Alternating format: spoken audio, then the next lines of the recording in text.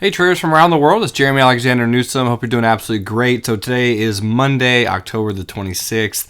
Halloween is approaching. Hope you are ready for some costumes. Let's check out the SPY today really quick. Not much went down today. We actually had a very, very small bearish inside day candle.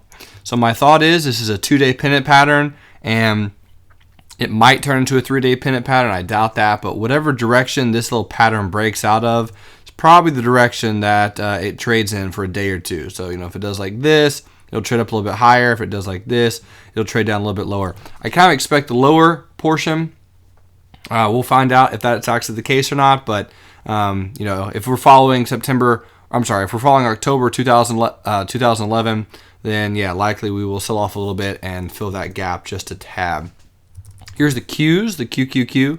And the Qs, perfect, just phenomenal. 2-day pennant pattern again. Today was a very, very nice inside day candle. All looks good. Everything is shaping up well in that one.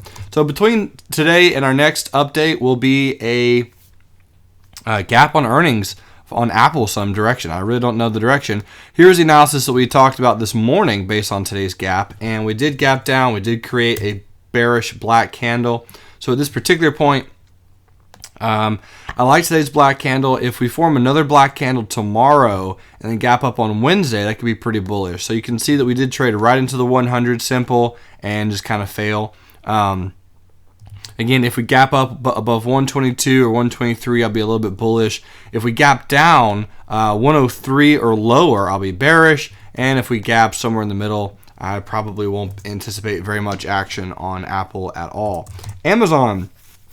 Hopping over here to Amazon, I think some similarities between this candle and this candle are pretty, semi-apparent. I think that we gapped up, traded down, and then traded sideways. I think we do something similar, right? Gapped up, traded down, and then probably trade sideways for a little bit. So I am bullish to neutral on both Amazon and Google. Both really, really big bullish gaps. Nice little bullish retest gaps. I'm just expecting some sideways bullishness out of those two. Facebook finally in the triple digits and looks like it is continuing a little bit higher today. So Facebook is likely going to continue up. And if this, based on its current trajectory, gaps up on earnings, it might sell off a little bit because it really just depends on how high it's going to go before it gaps up on earnings, before earnings comes out. Because again, if you do, if it looks like this, just boom, really like that, and then we gap up on earnings, probably will sell off because a lot of people will have bought Facebook. If it doesn't gap down too much, though, it could be buyable. So Facebook's going to be an interesting one. Twitter coming out this week. Here's Twitter earnings.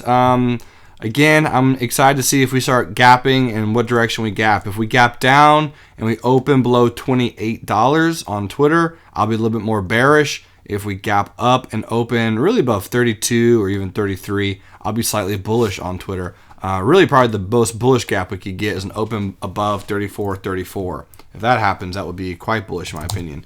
Silver, not gapping at all on earnings. It's just kind of trading sideways. Silver doesn't have earnings. It's just an ETF that tracks the price of silver, but still a little bit more bullish than bearish. Albert has a covered call that expires this Friday on ticker symbol SLV. And then here's Alibaba. Alibaba also has earnings coming up very soon, and interesting to see what Alibaba does on earnings. At this particular point in time, I'm not entirely sure what's going to happen, but if it does gap up, which I think it will on earnings, if it gaps really to this resistance, which is about $8.36, I think it could sell off a little bit. If it gaps up to 87, I think it could sell off a little bit. Really, any gap up that it has, I think it has a little bit of a sell-off, but I think it kind of is going to repeat a little bit of this action back from May, the May earnings, where it gaps up into some resistance, sells off, trades sideways, and then pops a little bit higher.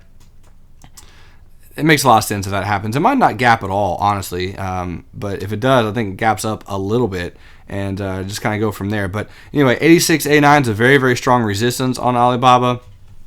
It'd be fascinating to see if we go from 58 to 86 in about a month on Alibaba. And that would be a huge move. So I do think some people will be taking their profit on that particular trade.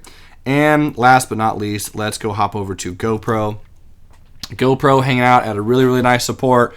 Earnings coming up. This is a butterfly that I talked about. If you're interested in doing any type of earnings trade, this one does have okay risk-reward ratio because you could get in for a $5.28 debit, but really your potential profit on the call, if you buy to open the 29 call and sell the 38 call, that's a $9 potential profit.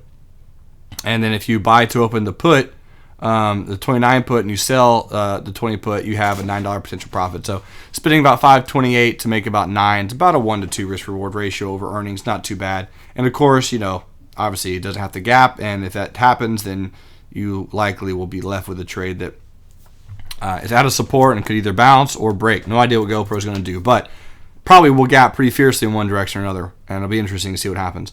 Ladies and gentlemen, thanks so much for watching this Monday Real Life Stock Review. I really appreciate it. You guys absolutely rock. Have a great night. Enjoy Monday Night Football, and I'll see you guys later this week. All right, until then, remember, love life, live life, and trade it. See ya.